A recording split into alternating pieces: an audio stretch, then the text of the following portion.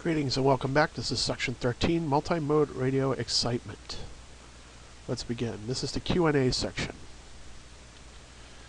What is a transceiver? It is a unit combining the functions of a transmitter and receiver. Which of the following devices is most useful for VHF weak signal communication? Multi-mode VHF transceiver. In a multi-mode VHF transceiver, you can have AM, sideband upper and lower, FM, and it's multi-mode. What type of voice mode is often used for long-distance weak signal contacts in the VHF and UHF band? Single sideband, SSB. What is the primary advantage of single sideband over FM?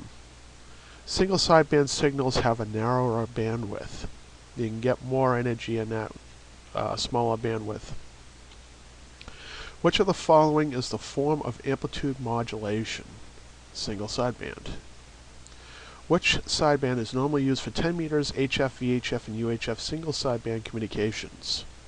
Upper sideband.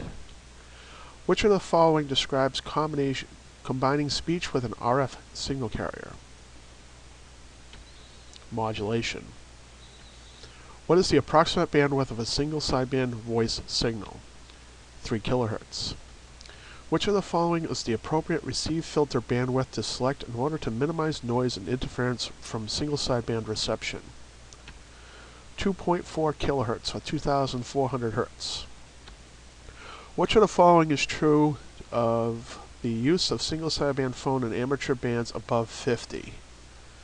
It is permitted in at least some portions of all the amateur bands above 50. So down in the lower portions of 6, 2, 220, 440, excuse me, there's permitted for single sideband. Which of the following controls could be used for voice pitch of a single sideband signal seems too high or too low? The receiver, RIT, or clarifier. What does the term RIT mean?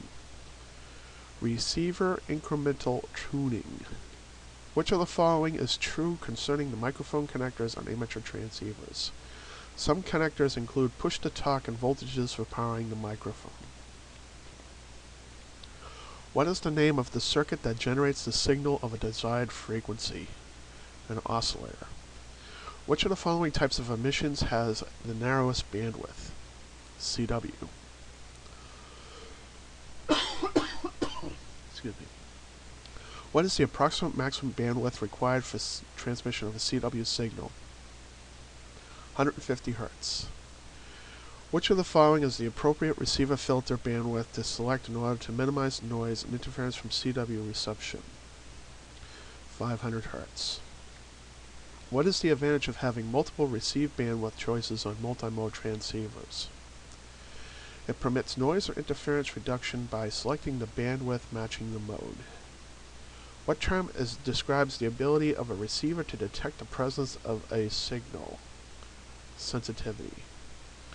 Which of the following is used to convert a radio signal from one frequency to another? Mixer. Which term describes the ability of a receiver to discriminate between multiple signals? The selectivity. What is the function of the automatic gain control, or AGC? It's to keep the received audio relatively constant.